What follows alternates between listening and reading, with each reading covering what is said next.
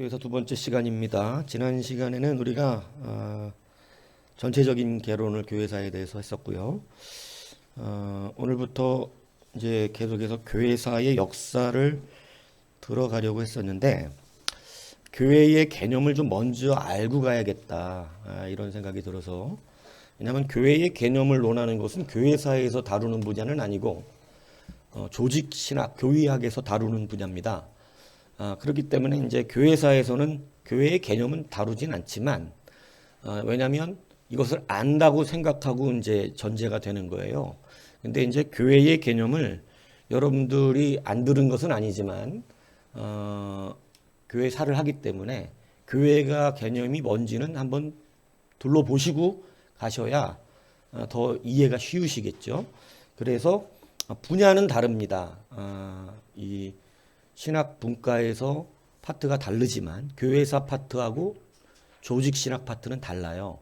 하지만 조직 신학적 분야와 이것이 뭐 떨어져서 다 볼 수는 없어요. 다 연결됩니다. 그렇기 때문에 조직 신학 분야 분과지만 교회사 안에서 좀 다루고 가겠다 이 얘기를 하는 것입니다. 이해가시죠? 자, 오늘 나눠드린 거를 보시면 되겠어요. 오늘 나눠드린 거. 자, 교회의 개념. 오늘 읽은 본문 교회라는 단어가 나오죠. 이 에클레시아라는 단어를 씁니다. 이 에클레시아라고 하는 단어 주님이 처음 쓰셨어요. 사도들에게 베드로를 통해서 내가 이 교회에 교회를 세우겠다. 그죠? 반석에 교회를 세우겠다. 이렇게 이제 처음 쓰신 단어입니다. 자, 그런데 교회라고 하는 개념, 교회가 뭐냐? 교회가. 교회를 다니고 계신 여러분이요. 교회가 뭡니까? 교회가. 양남숙사님 교회가 뭐예요? 네. 여지껏 지금 교회 다녔잖아요. 평생. 주님의 집. 네. 이 옆에 있는 강집은 뭐예요? 교회가? 성도의 모임. 네. 박은철은 뭐예요? 교회가? 네. 예수님 믿는 사람의 모임? 네. 이공군 뭐예요?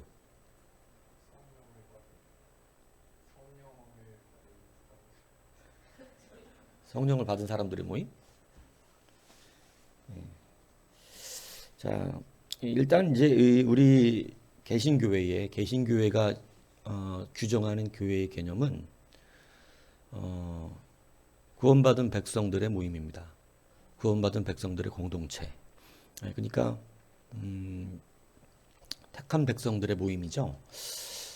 그런데 이게 이제 복잡합니다. 요렇게만 얘기를 하면 이제 이게 아주, 왜냐하면 이제 여러분은 크게 복잡할 일이 없지만 요거를 이제 문서화하거나 교의화하는 이 과정에서는, 그러면 교회 안에 있는 사람은 다 구원받았냐? 이게 또 복잡해지는 얘기가 되는 거예요. 그러면 여러분은 구원 안 받은 사람이 있으면 교회냐?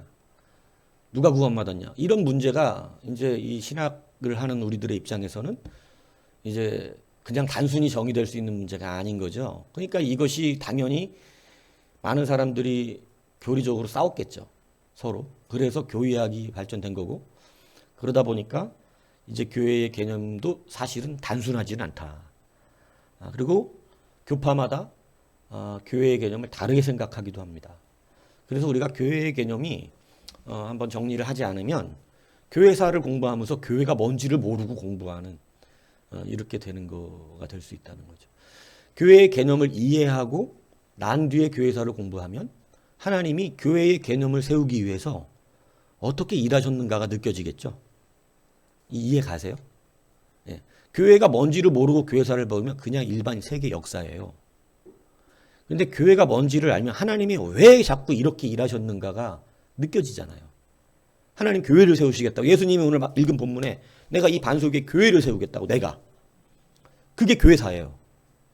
그잖아요. 주님께서 내가 교회를 세우겠다 하신 게 교회사라고. 그러니까 그 교회가 뭔지를 알아야 주님이 뭐를 세우셨는지를 우리가 역사적으로 알 거 아니에요. 그러니까 교회사의 개념을 알아야 되는 거죠. 이제 이해 가시죠? 예. 왜 이런 건 가르치나? 이렇게 얘기할까 말하는 거 아니에요. 그죠? 예.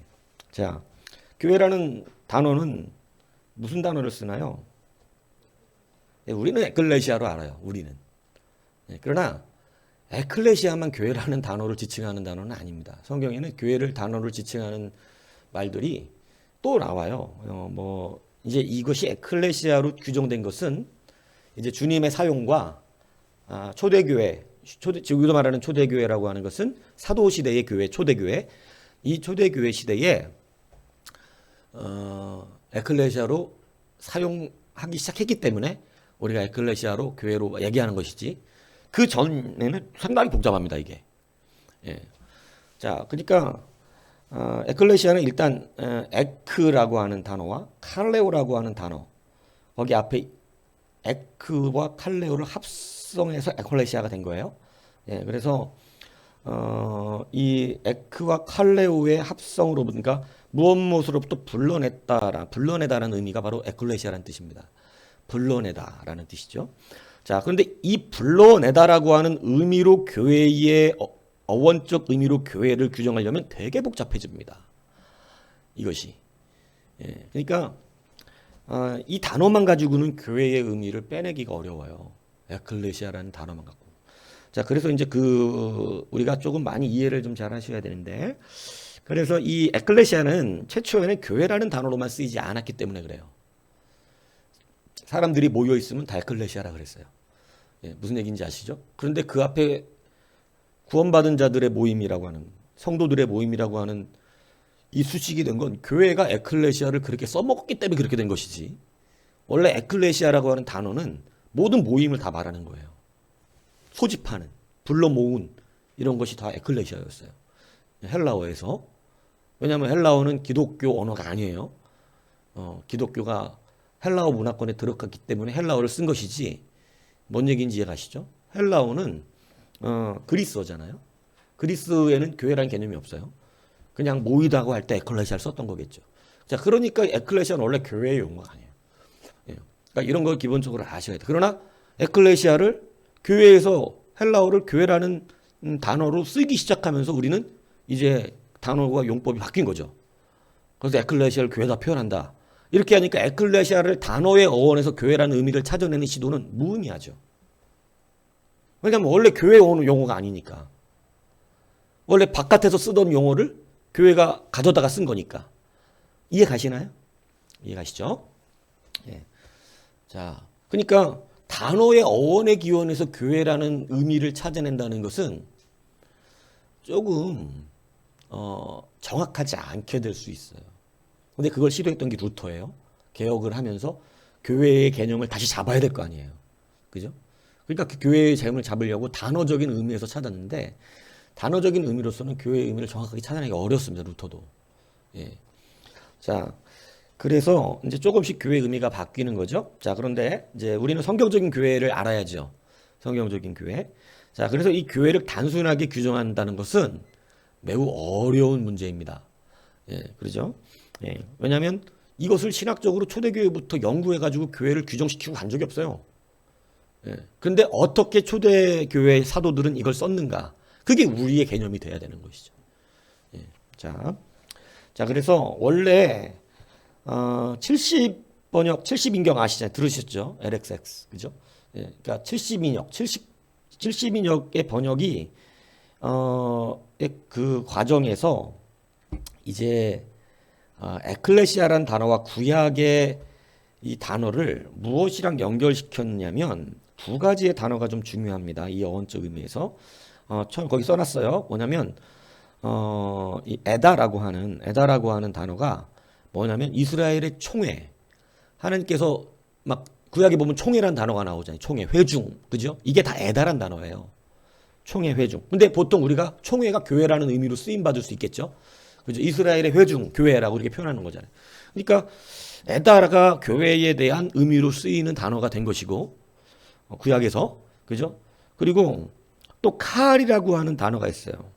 칼은 뭐냐면 소집하는, 부르는, 하나님이 부를 때 칼이라고 하는 부르다라는 단어를 써요. 그러니까 구약에는 교회라고 하는 단어를 크게 두 가지로 그냥 더 있어요, 사실은. 근데 압축시켜서 이야기할 수 있는 게 에다와 칼이에요. 근데 에다라고 하는 단어는 헬라어에 뭐로 해석이 됐냐면 수나고게입니다. 그래서 여러분 교회를 수나고게라고도 이야기합니다. 에클레시아만 쓰는 게 아니에요. 무슨 얘기인지 아시겠죠? 수나고게라는 단어도 교회라는 의미로 쓰임 받아요. 예. 그리고 칼이라고 하는 부르다라고 하는 단어는 에클레시아가 아까 말했잖아요. 문모로부터 불러냈다라는 단어니까 이게 일맥상통한다고 느껴지는 거죠. 그러니까 칼이라는 단어를 에클레시아로 번역을 했어요. 예, 이해 가세요? 막 재미없기 시작하죠. 예, 그래서 들으셔야 돼요. 아셔야 돼요. 예, 자, 에다 칼, 이런 거 우리가 알아야 되나? 몰라도요. 예, 몰라도 되는데, 그래도 들어는 봤어요. 이렇게는 돼야 되지. 들어본 것 같아요. 에다 칼. 예, 에클레시아가 어떤 건지 들어봤어요. 뭔 얘기인지 아시겠어요? 맨날 에클레시아 얘기하는데 에클레시아가 뭔지 모르면 안 되잖아. 예, 그죠? 그냥 교회예요. 뭐 이렇게 뭐 그래도 조금 깊이 알아야 된다. 그래서 원래 수나고게와 이 에클레시아 두 개가 다 교회라는 의미로 쓰였는데 이게 이제 조금 어원적인 의미에서 쓰임이 달라지기 시작합니다. 왜냐하면 에다라고 하는 총에는 사람을 지칭하다기보다는 어떤 조직과 장소를 나타내는 경우로 많이 쓰였어요. 에다라고 하는 수나고게로 된 단어는 그죠? 그러니까 보통 우리가 수나고게 하면 교회라고 이렇게 막 우리가 지금 여러분 기존 예전에 생각할 때 교회하면 건물의 의미를 생각하거나 막 어떤 교회의 목사님들부터 시작해서 이렇게 하나의 조직적 이런 데를 생각을 많이 해요. 보통은 교회라고 하면 배우기 전에는 그냥 이런 교회당 그죠? 그걸 교회라고 생각하는 경우가 많은데 이게 이제 왜냐면 나쁜 건 아니냐. 왜냐면 구약은 사실은 성전을 중심으로 교회를 생각하기 때문에 그런 의미를 우리가 성전의 의미로서는 굉장히 밀접합니다. 성전이 되게 중요하기 때문에 구약 유대교회에서는 그죠? 그런데 그래서 그게 수나고게가 굉장히 강력하게 쓰임 받았죠. 사실은 교회라는 의미로서. 그런데 기독교화 되면서 뭔 얘기인지 이해가세요? 유대교에서 기독교화 되면서 교회라는 개념이 사도들은 다르게 생각하기 시작했어요. 왜냐하면 사도들 때의 유대교적 교회의 개념이 완전 변화되거든요. 뭐냐면 이제는 성전 중심으로 모이는 유대의 혈연 공동체가 교회가 아니라 이제는 이방인들에게도 예수 그리스도를 믿고 고백하고 시인하는 모든 사람들이 이제는 교회 공동체적 개념이 되기 시작하는 거예요. 예수님도 이제 영과 진리로 예배하는 것, 성전의 예배가 아닌 그래서 하나님의 영과 주의 말씀이 임해져 있는 곳 그곳을 예배의 초소로 말씀하시면서 더 이상 장소적 개념이 기독교에는 약화되기 시작했다는 거죠. 이 정도 역사는 아셔야 돼요. 그동안 성전 중심의 유대교는 장소적 개념이 굉장히 중요한 교회적의 하나의 의미였어요. 이해 가시죠? 그런데 기독교화 되면서 예수 그리스도를 믿는 기독교화 되면서 율법이 완성되면서 이제는 장소적 개념이 중요하지 않아요. 왜냐하면 수많은 디아스포라들이 그 안에 생겼죠. 디아스포라가 뭔지 아시죠? 예. 외국으로 다 끌려가서 외국에서 살았던 유대인들, 그죠? 디아스포라라 그러잖아요, 그죠? 예. 그러니까 그러니까 쉽게 얘기하면 교포들, 유대 교포들이 디아스포라예요. 근데 이 디아스포라들이라든가 이런 사람들은 성전 중심의 예배를 드리기가 쉽지 않았습니다. 물론 절기가 되면 오고 했지만, 그죠? 그러면서 회당 중심의 예배들이 일어났던 거예요. 사도 바울이 막 교회에 여기 다 안 써져 있는 내용도 제가 여러분들에게 말씀을 드려요. 그러니까 기록들을 좀 하시는 게 좋게 이런 거는 기록을 하시는 거예요. 설교는 기록을 안 해도 이렇게 강의를 할 때는 기록들을 좀 하시는 거예요. 공부하는 분들처럼. 예, 그러니까 왜냐하면은 회당이 그래서 다 있었던 거예요. 디아스포라들 때문에. 이해 가시죠? 성전이 있었지만 회당도 있었어요. 디아스포라들이 모여서 예배하는. 이해 가세요? 예, 그들은 성전에 못 오니까 회당을 만들었던 거죠. 예. 자, 그래서 이 정도 수준을 그냥 아시는 게 좋습니다. 자, 그래서 이제 에클레시아는 건물을 의미하는 개념보다 주가 택하여 부르신 아까 뭐 여러분이 여러 가지 얘기를 한 성령 받은 쉽게 얘기하면 구원받은 성도들의 어떤 이 모임을 에클레시아라고 표현되기 시작했던 것입니다. 에클레시아를 교회가 사용하면서 요게는 지금 우리에게는 완전 교회 용어가 됐죠. 그죠? 예, 그래서 이제는 이렇게 어원적인 의미에서 초대교회의 분위기는 단순한 장소나 어떤 무슨 사내들인 공예 같은 조직체가 아니라 교회의 의미가 이제는 예수님께 택함받은 예수 믿는 사람들의 공동체를 교회로 인식했다는 것이 분명하다. 어원적인 측면에서도. 그래서 교회라고 하는 우리가 흔히 말하는 에클레시아의 이 교회는 성도의 모임을 말하는 거예요. 성도들의 공동체를 말하는 것이다. 이게 우리가 지금 흔히 배웠던 교회의 용어입니다. 그리고 그게 정확한 정의예요. 근데 이 정의가 나오기까지 사실은 많은 어려움이 있었던 것이죠. 그죠?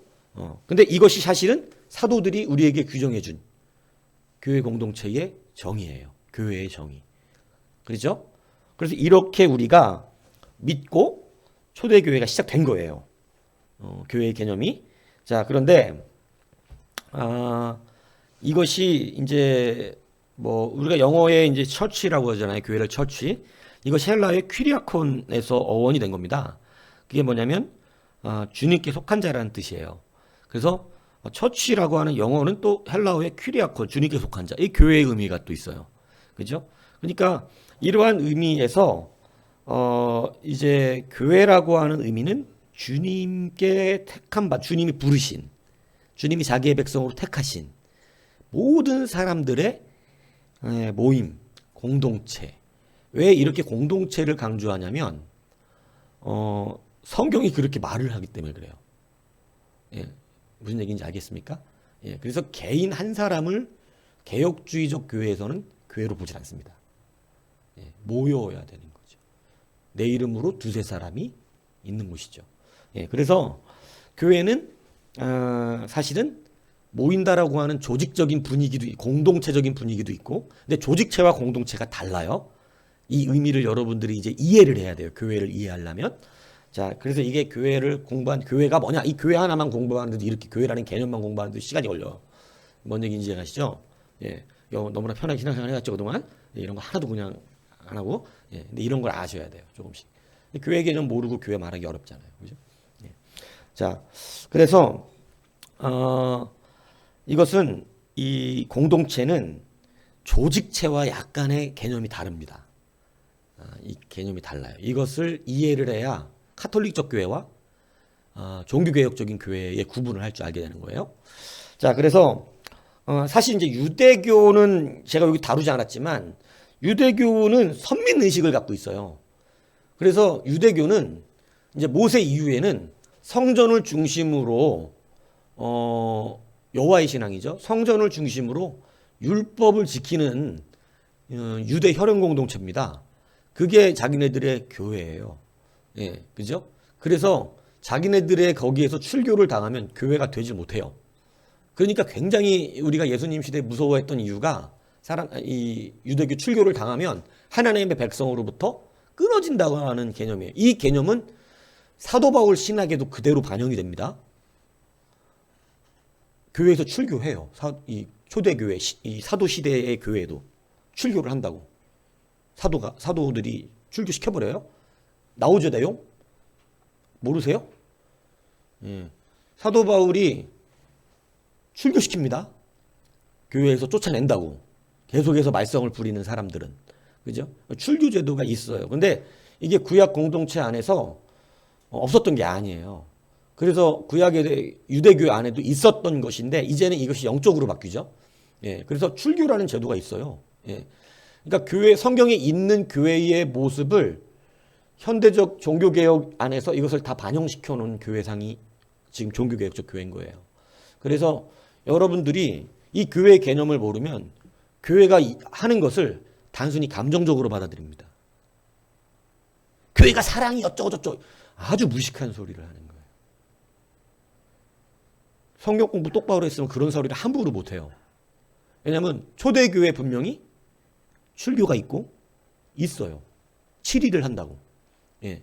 우리는 그 교회 공동체를 배우는 거죠. 예수님 당시의 교회가 그랬단 말이에요. 그러니까 우리가 이 교를 공부하지 않으면 그것을 받아들여서 인정하고 따라가야 되는데 이걸 못 배우면 인정하지 않고 감정적으로 받아들이고 교회가 사랑이고 뭐 용서 요렇게만 주장하는 아주 편협된 교회상을 가지게 된다는 것이죠. 그래서 우리가 이것을 잘 배워야 돼요. 자, 선민의식, 그래서 그런 출교제도가 교회 유대교회도 있었고 초대교회에도 있었습니다. 예, 없던 게 아니에요. 예, 그래서 거기는 혈육적 개념이지만 이제는 믿음의 개념으로 바뀐 거예요. 유대교회에서 기독교는. 그죠? 그래서 이 복음적 개념이죠. 믿음을 어떻게 합니까? 믿음을 같이 고백하는 공동체인데 여기에는 혈육은 관계가 없어요. 이거 깨버리신 게 예수님이에요. 네. 아브라함의 자손들이 혈육적으로 아브라함의 자손이 아니라고 주님이 선포하셨어요. 그죠? 네. 이 돌들로도 아브라함의 자손이 될 수 있다. 그러니까 이 교회의 개념을 기독교적 개념으로 깨버리기 시작하신 건 누가 먼저냐면 예수님입니다. 예수님 공동체에서 쫓겨난 사람이 있어요. 예수님이 그를 주님의 제자로 끝까지 받지 않고 그게 누구예요? 아론 유다예요. 무슨 얘기인지 이해가시죠? 너는 네 할 일해. 이래 버리셨어요. 예. 출교된 거예요. 출교가 되고 나니까 바로 누가 들어왔더라? 사단이 역사하더라. 이거 깊이 있게 들으셔야 돼요. 주님이 주님의 보호의 그늘에서 그를 쫓아내시니까 누가 그를 장악하더라? 드디어 사단이 장악하더라. 이 얘기를 사도 바울이 하나요, 안 하나요? 합니다. 내가 누구에게 내준다? 사단에게 내준다. 그 교회의 개념이 이런 거예요. 그러니까 여러분 이게 단순하게 생각하는 게 아니에요. 교회는 생각보다 복잡하고 생각보다 굉장한 질서가 있어요. 그러니까 이것을 모르면 교회가 무슨 치리를 하면 사랑이 없네 이렇게 반응을 해. 그런 거하고 전혀 다른 문제입니다. 예. 그러니까 교회를 배우시는 게 그래서 중요하다는 거예요. 자, 그래서 교회 안에 울타리 안에 있다는 것은 초대 이 성경 교회로부터 매우 중요하게 여기고 있다. 그래서 공동체의 개념을 쓰는 거예요. 한 사람이 쫓겨나가서 교회의 개념을 가질 수가 없어요. 왜냐하면 그것이 주님이 제가 지금 설명한 대로 말을 해놓진 않으셨죠. 성경에. 근데 지금 제 말을 들으셨을 때 성경에 다 있는 내용이 아니에요. 있는 내용이기 때문에 우리가 교회 공동체라고 하는 교의학적인 정의를 내릴 수가 있는 거예요. 삼위일체가 성경에 예수님이 삼위일체야 이렇게 설명을 안 해놓으셨지만 성경은 삼위일체를 분명히 기록돼 있어요. 삼위일체적 하나님이. 그렇듯이 이해 가시죠? 예. 조직신학, 교의학이라 그래요. 둘 같은 말이에요. 이것은 사람이 지어낸 게 아니라 성경을 토대로 교회의 진리를 이렇게 표제화 시켜놓은 거를 말하는 거예요. 성문화 시켜놓은 거예요. 문자화 시켜놨다는 얘기예요. 뭔 얘기인지 아시죠? 예. 그러니까 없는 내용이 아니라는 거지. 우리가 고백하는 사도신경이 성경에 안 나옵니다. 사도신경 문이. 근데 그 사도신경이 성경에 다 있는 내용이 아니에요. 있는 내용이에요. 그래서 성경이죠. 사실은. 성경을 요것저것 이렇게 해서 우리의 신앙 고백을 하게 만들어 놓은 표제화시킨 성문화되어 있는 고백이죠. 예. 그래서 함께 하는 것입니다. 자, 그래서 교회는 공동체로 취급을 한다. 요거 이해 가시죠? 여기까지요? 예, 이해 가신 줄 믿습니다. 예, 모르시면 다시 한번 들으시면 녹화하고 있죠? 예, 들으시면 돼요. 예. 그래서 에클레시아라는 단어는 헬라어를 교회가 받아들이고 쓰면서 예전에 그냥 단순히 소집하다, 부르다의 단어였다면 이제 교회가 받아들임으로 말미암아 예수님이 이 단어를 쓰심으로 말미암아 어떤 의미가 되었냐면 주님이 부르신 자들의 모임 공동체라는 개념을 쓰게 됩니다. 그래서 초대교회의 이 에클레시아라는 단어는 성도들의 모임을 말하는 개념이 되었다. 그러니까 교회는 이렇게 정의를 해야 되는 게 맞겠죠. 우리도 예수님이 그렇게 규정하신 거고 초대교회가 그렇게 받아들였기 때문에 그렇게 규정하는 게 맞다는 것이죠. 이게 사도들이 가르친 교회의 정의예요. 이해가시죠? 자, 그래서 이제 여러분의 교회가 뭡니까 그러면? 예수님께 구원받은 택함받고 부름받은 그러한 사람들의 공동체입니다 라고 표현하는 것이 1차적 정의입니다. 근데 그거 안에는 또 교회의 정의를 또 붙들어야 돼요. 자, 그러면 에클레시아는 어떻게 써졌는가? 거기 제가 이쪽에 보시면 오늘 알아듣은 거 이쪽에 보시면 에클레시아는 일정한 장소에 모여져 있는 일단의 신자들을 그들을 그러니까 어느 장소에 함께 모여 있는 자들을 지교회로 지칭합니다. 그래서 이것은 두 가지로 나눠지는데 하나는 집회, 예배를 관련해서 모이는 자들의 모임과 하나는 예배와 관련 없이 지칭되는 어떤 명칭으로서의 교회의 이야기로 에클레시아가 두 군데 다 쓰여요. 그래서 앞에 집회 관련 예배로 모인 사람들의 사도행전 5장 11절, 11장 26절, 고린도전서 11장 18절, 14장 19절 이런 것은 집회에 관련해서 모인 거고요. 그러니까 예배 공동체에 관련한 것을 에클레시아라고 표현합니다. 성경에서. 그리고 뒤에 로마서의 이 글 15장 6, 왜 이렇게 썼는지 모르겠네. 여튼 오타가 났어요. 고린도 16장 1절, 갈라디아서 1장 2절, 데살로니가서 2장 14절 이런 데는 반드시 집회와 관련해서 교회라 그런 게 아니라 그냥 성도들의 무리 혹은 어떤 그런 공동체들을 부를 때도 에클레시아라는 단어로 쓰입니다. 그러니까 꼭 예배로 모이지 않았지만 모여지고 있는 어떤 무리들을 교회라고 얘기하죠. 지금 이 말은 뭔 얘기냐면 지금 여러분을 에클레시아 그러죠. 우리 예배로 모였기 때문에. 그런데 여러분이 집으로 다 흩어져 있어도 광야 소리 교회 이렇게 얘기하면 여러분들을 다 말하는 거예요. 뭔 얘기인지 아세요? 예배와 관련 없이 집에 있어도 이렇게 표현되고 있다. 에클레시아가 여러 관점으로. 또한 에클레시아는 개인 내 집에서 모여있는 가정교회를 말할 때도 에클레시아라고 말을 했습니다. 그죠? 예. 그러니까 거기 이제 저기 써놨어요. 제가 본문들은. 그리고 또 이 에클레시아는 언제도 쓰이냐면 포괄적인 의미에서 천상과 지상에 있는 모든 신자들로 구성된 전체로서의 몸을 가르치기도 합니다. 에클레시아라는 단어가. 그러니까 에클레시아라는 단어 하나를 규정한다는 것이 단순한 문제는 아니에요. 어원적으로 교회라는 개념을 찾으려고. 그러니까 루터가 실패한 거예요. 어원적인 교회에서 단어를 가지고 교회의 개념을 잡으려고 그러니까 안 되는 거죠. 이해 가세요? 그래서 루터가 겨우 이제 교회의 개념을 잡은 것은 교회의 개념이 이거라는 건 알고 있었어요. 루터가 성도들의 모임이라는 걸. 근데 이것을 단어적인 것으로 연결시켜서 증명하려니까 쉽지 않죠. 왜냐하면 에클레시아라는 단어가 너무 많이 쓰여요. 여러 군데. 일반도 써요. 교회만 쓰는 단어가 아니라고. 이해 가세요? 그러니까 이걸 갖고 교회를 규정한다는 것은 쉬운 문제가 아니죠. 자, 그런데 제가 이제 말씀을 드리면 그래서 우리는 단어의 기원을 가지고 모든 걸 설명할 수 없습니다. 단어의 기원만 가지고는. 그죠? 우리가 단어의 기원을 갖고 설교를 많이 하지만 목사님들이 그거 잘 살펴서 해야 되는 거지 그게 다 100% 맞다고 말할 수는 없다는 거예요. 에클레시아라고 하는 게 모임입니다 라고 이렇게 규정을 쉽게 해버리지만 그것은 어원적 의미로라기보다는 우리가 전통으로 받은 의미에서 그렇게 된 거예요. 자, 지금 귀찮다라는 단어는 여러분이 뭐라고 생각하나요? 귀찮다. 게으름의 상징이죠, 이거는. 보통 우리가 지금 생각할 때 귀찮다는 거. 싫어, 귀찮아. 하지 마. 하기 싫어. 이런 개념이죠. 근데 원래 귀찮다는 의미가 그 의미가 아니었어요. 귀찮다는 것은 그게 그렇게 귀하진 않은 거야. 이렇게 표현하는 단어였어요. 어원적으로는. 그러니까 되게 중요한 일은 아니야. 귀찮아. 이거는 싫어, 하기 싫어. 이걸 말하는 게 아니라 원래 언어는 그것은 그렇게 중요한 일은 아니다라는 것을 상징하는 거예요. 내 게으름을 말하는 표상의 단어가 아니라 일의 중요성을 말하는 단어였어요.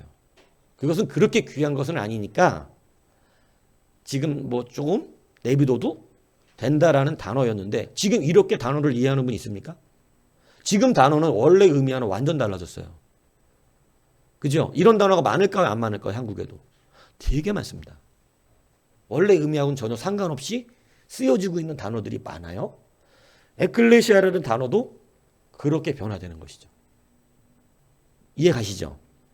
그러니까 교회가 전통적으로 교회가 교회적 용어로 사용하면서 교회라는 규정이 된 것이지 성도들의 모임이라고 규정이 된 것이지 원래 이게 성도들의 모임이라는 단어의 뜻은 아니라는 얘기를 하고 있는 거예요.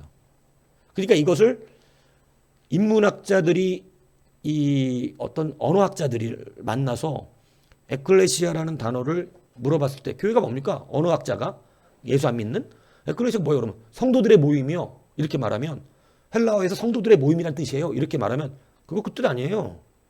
이렇게 말한다는 거죠. 근데 그냥 맹목적으로 배운 우리는 성도들의 모임이라는 거예요. 이러면 막 우겨대기죠. 빡빡 또 그 사람한테 그죠? 우리 목사님이 그렇게 알려주셨거든요. 헬라어에 이게 성도들의 모임이라고요? 어디서 이단이 와가지고 이렇게 얘기하는 거예요? 아니야 그게. 그 사람 말이 원칙적으로 맞아. 원래 어원은 그 뜻이 아니야. 그냥 무엄무소로 부르다 에크와 칼레오의 합성어야. 헬라어에서. 왜 배워야 되는지 알겠어요? 왜냐면 여러분들 가서 막 우겨들 거잖아. 에클레시아는 헬라어의 교회 모임이 성도들의 모임이라는 뜻이라고. 원래 그 어원이 아니에요. 그러니까 루터도 그걸로 연결시키고 했었지만 연결 못 시켰어요. 예. 그래서 루터가 만들어낸 것이 바로 뭐냐면 유형교회와 무형교회라고 하는 개념을 만들어낸 것입니다. 근데 그것이 에클레시아라는 전통적으로 받아낸 교리 안에 들어가 있어요. 에클레시아를 사용됐던 전통적으로 받은 어원적 의미 앞에. 그러니까 여러분 단어 의미로 교회를 규정짓지는 못합니다. 이걸 알고 계셔야 된다는 말씀을 드리는 거예요. 그러니까 여러분 에클레시아가 성도들의 모임이라는 것은 교회에서 사용되면서 우리가 그 용어를 그렇게 사용했기 때문에 우리에겐 통상적으로 에클레시아가 그렇게 받아들여지지만 그냥 일반 헬라 일반 그리스 사람들은 에클레시아를 교회의 공동체로 받아들이지 않아요. 물론 이것은 나중에 중세를 거치며 그리스 전역이 교회화되잖아요. 나중에 할 거지만 로마가 기독교를 국교로 정하면서 로마 모든 속국들은 다 기독교화가 되면서 에클레시아라는 단어가 교회로 쓰임을 받아요. 그러니까 아예 이제 에클레시아가 전통적으로 우리에게는 성도들의 모임이라는 것을 쓰임 받는 단어가 되었지만 최초의 언어는 그렇지 않았다는 것을 알고 있어야 한다는 거예요. 이해가시죠? 예. 이게 하루아침 공부해서 저는 이렇게 쏙쏙 빼가지고 필요한 부분들을 말씀해서 그렇지 이게 여러분 이제 목회자 과정을 공부하는 분들은 요 과정을 내내 하는 거예요. 내내. 그래야 정확하게 이해를 하니까. 여러분들한테는 결정된 대표적인 것들을 가르쳐 드리고 있는 거예요. 근데 요 정도는 아셔야 돼요. 성도들도. 이해가시죠? 예. 자, 그래서 단어의 어원적 의미에서는 교회라는 의미를 뽑아낸다는 것은 무리지만 전통적 의미에서 어떻게 되죠? 예, 통상적 의미에서 우리가 이것을 그렇게 사용해왔죠. 교회가. 그리고 중세를 지나면서 로마가 이것이 교회가 공인되고 국교화가 되면서 에클레시아는 완전 교회 용어가 돼버린 거예요. 이해가시죠? 에클레시아의 단어의 어원이 바뀌어버렸어. 로마 시대 때. 예. 그래서 이제 교회하면 우리는 흔히 에클레시아를 뭘로 해석한다? 성도들의 모임으로 해석한다. 그러나 어원적 의미로는 맞지 않다. 이해가시죠? 귀찮다. 원래 여러분 귀하지 않다. 그렇게 썩 중요한 건 아니다. 이 의미였지만 지금은 막 하기 싫은 것처럼 이래 단어로 이렇게 되는 것처럼 원래 귀찮다 그 뜻 아니에요. 근데 우리 지금 단어 바뀌었어요. 그 통상적 의미가. 그래서 이제는 귀찮다를 귀하지 않다로 쓰는 사람은 없습니다. 다 하기 싫다, 귀찮다, 짜증난다 이런 의미예요. 그죠? 이렇게 바뀌었듯이. 이해가시죠? 네. 자, 그래서 또 이제 그런 의미에서 어원적 의미에서 그렇다는 것을 여러분이 아셔야 되고 교회 의미가. 그리고 성경이 나타내는 교회 표현들. 첫 번째, 크게 이제 한 뭐 더 많이 나눌 수도 있습니다. 교회라는 개념을 성경에서 더 많이 뽑아낼 수 있지만 크게 네 가지 정도로 뽑아냅니다. 교의학적으로. 첫 번째가 뭐냐면 이건 제가 여러분한테 써내는 게 아니라 교회 조직 신학 안에서 가르치는 내용을 제가 여러분들에게 종합하고 발췌해서 편집해서 가르쳐 드리고 있는 거예요. 무슨 얘기인지 이해하시죠? 예. 자, 이것은 지금 제 말이 아니에요. 개혁주의 신학, 복음주의 신학권에서 가르치고 있는 조직 신학을 제가 여러분들에게 알려드리고 있는 거예요. 이해가시죠? 예.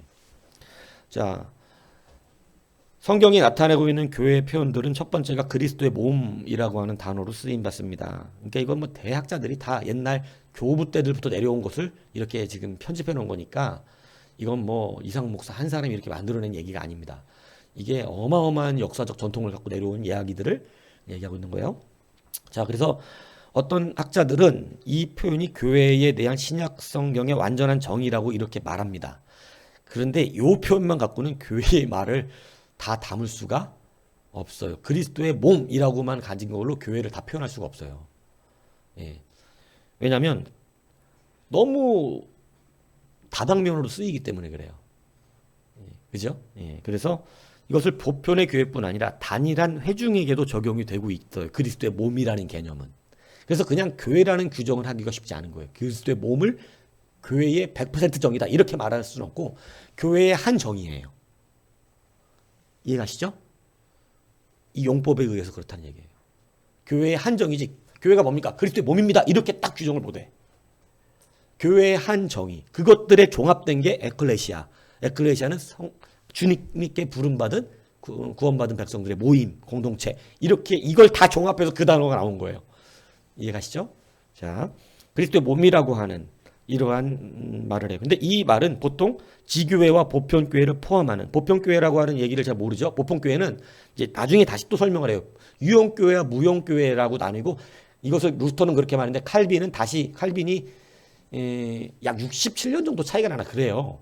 루터하고 60년 정도. 아니, 지금 정확히 얘기 안 나는데. 그래서 어떻든 루터 칼빈이 동시대 사람이긴 해요. 서로 세대가 다르긴 하지만, 그러니까 루터의 영향을 칼빈이 받았습니다. 네, 이것을 안 받았다고 말할 수 없어요. 자, 그래서 칼빈은 그것을 보이는 교회와 보이지 않는 교회로 정의한 거예요. 루터는 무형교회와 유형교회로 이야기했지만, 예, 그래서 개혁주의는 보이는 교회와 보이지 않는 교회로 표현하고, 루터파 쪽으로는 유형교회와 같은 말이에요. 예, 그래서 그리스도의 몸이라고 하는 것은 보편교회도 말하지만 단일된 회중에게도 표현하기도 하고, 그리고 그래서 이것은 지교회와 보편교회를 다 포함하는 어떤 유기적인 단어로 쓰임받기 때문에 단순히 그리스도의 몸이 교회를 의미하긴 하지만 모든 교회의 정의이다 이렇게 표현할 수는 없다 이렇게 말합니다. 또 교회에 대한 표현들은 뭘로 나오느냐? 사도 바울은 우리 가운데 우리가 뭐라 그래요? 성령이 거하신 우리의 몸이 성령이 거하신 하나님의 전이다 이렇게 표현했죠. 이걸 교회의 의미로 받아들입니다. 그죠? 그런데 그래서 에베소서 2장 21절 22절에 보면 바울은 신자들을 주 안에서 성전이 되어가는 또는 성령 안에서 하나님의 거하실 처소가 되기 위하여 함께 지어져가는 그러한 처소로 우리를 말합니다. 그러니까 불완전하다는 것은 말하고 있는 거예요. 성령이 우리 안에 오셔서 우리가 성령의 전이지만 성령이 계시기는 하지만 불완전한 성령의 전이에요. 뭐냐면 완전하게 우리가 성령에 의해서 통치받는 온전하다면 여러분 이렇게 안 하겠죠.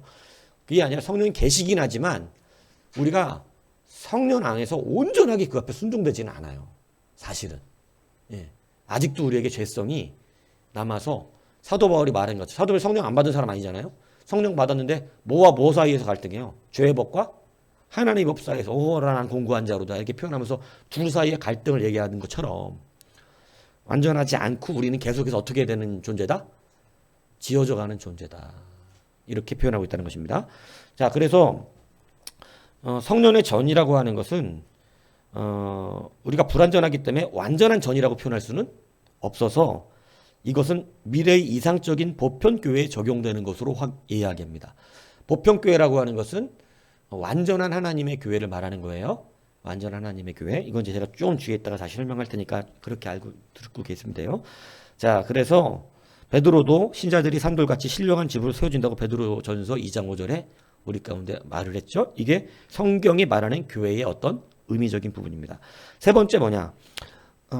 우리는 교회를 예루살렘 혹은 새 예루살렘, 하늘의 예루살렘 이렇게 표현도 하죠. 예.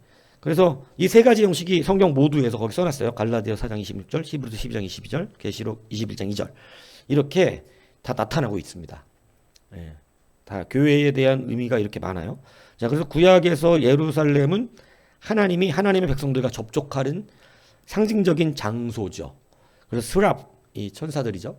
그 사이에 있는 성소, 그죠? 지성소.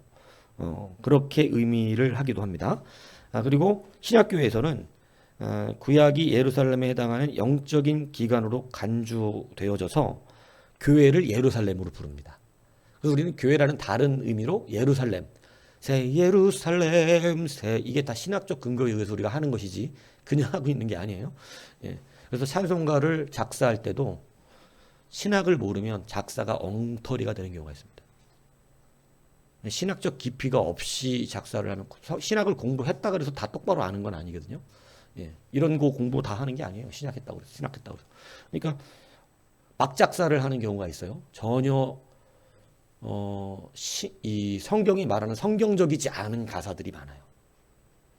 그러니까 자기가 글 좀 쓴다고 막 써놨는데 그리고 곡을 갖다 붙였는데 가사는 엉망진창인 경우가 많아요. 그래서 제가 수정을 하는 경우가 있죠. 그래서 수정하는 거예요. 예.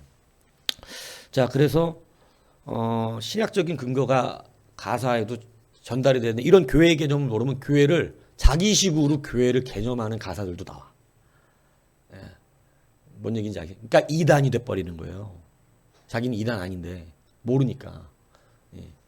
자, 그래서 예루살렘이란 개념을 이렇게 쓴다. 그러니까 예루살렘 개념 모르면 또 엉뚱한 소리를 예루살렘 이단들 다 예루살렘 어떻게 쓰고 있어요? 다 지네들이 예루살렘이라고 그러잖아요. 그러니까 예루살렘 개념 그렇게 쓴 적 성경에 나와요, 안 나와요? 안 나와요. 그러니까 이걸 그래서 공부하는 거예요. 이단들이 다 멋대로 갖다 써먹으니까. 이해가시죠? 예. 자, 그래서 쭉 읽어보시면 되고요. 자, 그리고 네 번째 교회의 개념은 진리와 기둥의 터라고 표현되어 있죠. 예, 그래서 이 명칭은 디모데전서 3장 15절에 나와 있습니다. 일반적인 의미의 교회에 적용됩니다. 왜 그러냐면 교회의 성격을 말할 때 뒤에 나오는데 우리가 교회의 성격을 말할 때 그냥 막 지어내는 게 아니에요. 진리와 기둥의 터라는 의미는 터는 뭐냐면 전쟁터 말하는 거예요. 그러니까 우리가 진리와 기둥의 터라는 성경적 의미는 뭐냐면 진리를 지켜내기 위해서 싸움하는 기둥을 세운 그러한 전쟁터적인 의미가 뭐라고? 교회야. 교회는 그러니까 진리를 위해서 뭐 해야 된다고? 싸운다는 얘기를 하고 있는 거라고. 그래서 이걸 성경의 의미를 가지고 교회의 성격을 규정합니다. 뒤에 이제 나와요. 뒤에. 그러니까 여러분 이게 그냥 여러분 가르치는 설교나 이런 얘기가 그냥 목사 생각대로 하는 얘기가 아니에요. 성경 안에 있는 부분들을 다 근거 삼아서 하고 있기 때문에 이걸 모르는 우리가 대충 내 생각대로 판단하면 이제 그게 문제가 되는 것이에요. 예. 왜냐하면 진리와 기둥의 터라는 것이 전쟁터라는 것을 알고 있는 분도 있지만 진리를 지켜내기 위한 전쟁터라는 것을 교회가 알고 있는 분도 있지만 모르는 분도 많아. 그러니까 교회가 싸움해야 된다는 곳인 것을 전혀 교회가 그러면 안 되지. 교회가 왜 싸워요? 이렇게만 얘기하면 이게 적용이 맞는 데도 있고 안 맞는 데도 있을 수 있다는 얘기라는 거예요. 교회가 싸우면 안 되죠. 이렇게 얘기하는 게. 왜냐하면 교회는 전쟁을 해야 돼. 흑암의 권세와. 근데 무조건 자기는 평화주의자니까 싸우면 안 돼. 이렇게 얘기하면 안 돼. 교회라는 개념을. 그래서 우리가 이거를 왜 공부하는지 이해가시죠? 예. 이렇게 두꺼운 책을 요만큼으로 설명하고 있는 거예요. 아니 이게 박수 칠 일이 아니라 이게 쉽게 이해는 안 될 가능성이 높다는 얘기예요. 왜냐하면 너무 길게 공부를 해서 이해해가면서 배워야 될 개념을 그냥 짧게. 근데 어쨌든 여러분들 이해 안 되세요? 강 집사님? 강 집사님 이해 안 되면 이해 어려워요? 뭐 어려워? 나처럼 쉽게 가르치는 사람이 어디 있어? 머리가 나쁜 거 아니야 혹시? 어려워요. 내가 그래서 처음부터 교회에서 할 때 따라오기 쉽지 않는 여정이라고 얘기하는 거예요. 예, 그런데도 어떻게 해야 되냐면 한 번은 들어봐야 돼. 왜냐하면 그래야 내 책임을 다하거든. 전 목사한테 배운 적 없습니다. 이런 교회 되면 안 되잖아. 여러분은 분명히 그렇게 핑계대. 어려워서 못 알아들어 놓고 나중에 목사님한테 배운 적 없다고 얘기한다고. 근데 전 가르쳤어요. 예. 자, 이게 쉽진 않아요. 교회 개념, 이게 복잡하구나. 이거 느꼈다는 거. 지금 말이 이해 안 간다는 얘기가 아니라. 지금의 말이 이해가 안 가는 건 아니잖아요. 그러니까, 이게 참 복잡하고 어려운 이야기구나. 이게 이런 얘기죠. 지금 말은 이해가 가시면 돼요. 자, 그래서 진리와 기둥의 터라는 것이 교회의 성격을 규정하는 정의가 되는 거예요. 그래서 이 모든 것들이 교회에 나타나는 교회의 표현들입니다. 이런 것들이 전통적으로 우리 가운데 종합되면서 이것을 교회라고 표현할 때는 하나님께 선택받은 백성들의 모임. 공동체 이렇게 규정하면서 그 규정 안에서 많은 것들이 또 어떻게 되면 파생되는 거죠. 왜냐하면 이런 교회의 표현들을 가지고 교회의 표지들이 만들어지기 시작하는 거예요. 교회 해야 될 일들이. 자, 넘기세요. 3장. 여기까지만 하겠습니다. 행복하죠? 왜냐하면 이거 오늘 다 끝냈어야 되는데 너무 이제 왜냐하면 학교에서 공부하듯 하면 여러분 너무 힘들어져요. 왜냐하면 학교는 보통 이거 하려면 막 2시간, 3시간을 매주 이거를 그렇게 해서 나가기 때문에 저기가 되지만 여러분들이 이제 이런 예배 시간에 이거를 막 2-3시간을 우리는 할 수 없잖아요. 그죠? 근데 한 30분, 40분 이렇게 안에 해야 되는데 여러분 조금씩. 그죠? 그래서 오늘은 교회의 어원적 의미와 교회의 표현들 공부한 거예요. 자, 이해가시죠? 요거만 약간 설명을 할게요. 자, 진리와 기둥의 터, 성령의 전, 이런 이제 예루살렘, 이런 것들에 대한 표현들을 가지고 교회의 성격과 어떤 교회의 모든 이 교회관, 이런 것들이 설정돼야 됩니다. 이것을 성경에 있는 것을 가지고 우리가 그것을 설정하지 않으면 이제 자기 멋대로 막 교회를 규정해 버려요. 그래서 교회를 잘못 규정한 데들이 바로 다 뭐냐면 이단들이 되는 것이죠. 자, 그래서 이제 다음 주에는 뭐를 할 거냐면 그러면 교회의 개념이 어떻게 되었는가 이걸 설명하면서 로마 카톨릭이 왜 망가졌는가 중세 시대에 교회관이 망가졌다 이 얘기를 하려고 하는 거예요. 이해하시죠? 교회관이 망가지면 망가집니다. 그러니까 카톨릭 신자들이 같이 예수님 믿는데 왜 그래요? 이렇게 이야기하는 건 아주 평화주의자적인 얘기고 에큐메니칼이 나쁜 단어가 아니에요. 에큐메니칼적인 이야기이지만 공부를 하지 않으면 뭐가 다른지는 모릅니다. 여러분은 알고 얘기를 해야 돼요. 그죠? 카톨릭의 교회관이 다르기 때문에 우리와 교회관이 처음부터 카톨릭이 그랬던 건 아니에요. 망가진 거지. 자, 그것에 대한 역사적인 부분들을 다룰 거란 얘기예요. 왜 그렇게 달라질 수밖에 없었는가. 지금은 전체적인 걸 다루지만 나중에 세밀하게 조금 다룰 거예요. 자, 그런데 보세요. 거기 사쪽. 자, 교회의 다양한 성격에 크게 3가지로 이제 규정을 하는데 첫 번째가 뭐예요? 이게 어디를 근거로 이렇게 썼겠어요? 아까 우리가 배웠잖아요. 뭐예요? 진리와 기둥. 그 근거가 됐기 때문에 주님의 명령을 따라 교회는 전투하는 교회가 되어야 된다. 그래서 사도 바울은 교회를 뭘로? 군대로, 군사로 이야기를 하는 거예요. 이게 그냥 나오는 단어들이 아니란 얘기를 하는 거예요. 여러분들은 쉽게 그냥 배우지만 그죠? 이게 나오기까지 수많은 교의적 전쟁이 있었고 이단들과 싸움을 했고 무슨 얘기인지 알겠어요? 이 성경적인 기준을 지켜내기 위해서 이것이 발전되면서 서로 변증가들의 변증이 있었고 교리 싸움 쉽게 얘기하면 그냥 예전에는 이런 이단들이 없으면 이런 거를 이렇게 나오질 않아. 근데 이게 왜 이렇게 생겨났냐면 수많은 가짜들, 거짓 사도들, 거짓 교사들과의 전쟁이 일어났었던 거예요. 그들과 싸우면서 성경적으로 교회를 규정해주고 잘못된 교회를 만들어서 넘어지게 만드는 자들을 다시 교회, 정통교회로 끌어오고 하는 이 싸움이 있었기 때문에 이런 교회는 전투하는 교회입니다. 이렇게 말하는 게 그냥 무슨 학자들이 지어낸 말이 아니라 옛날 무슨 사도들이랑 속사들이 지어낸 말이 아니라 전통적으로 이 싸움을 해나가면서 성경을 근거한 진리와 기둥의 터라는 것을 근거로서 이런 교회의 성격이 나왔다는 것을 말하는 거예요. 근데 교회는 또 성경이 승리하는 교회를 가르치죠. 교회는 최후 승리를 하죠. 그래서 교회는 전투하는 교회이지만 또 하나의 규정이 일어나요. 승리하는 교회가 돼요. 그러니까 에클레시아 하나만 갖고 교회를 딱 규정했지만 에클레시아 안에는 우리가 배워야 되는 교회의 규정들이 너무 많아. 이거를 한 번은 들어야지.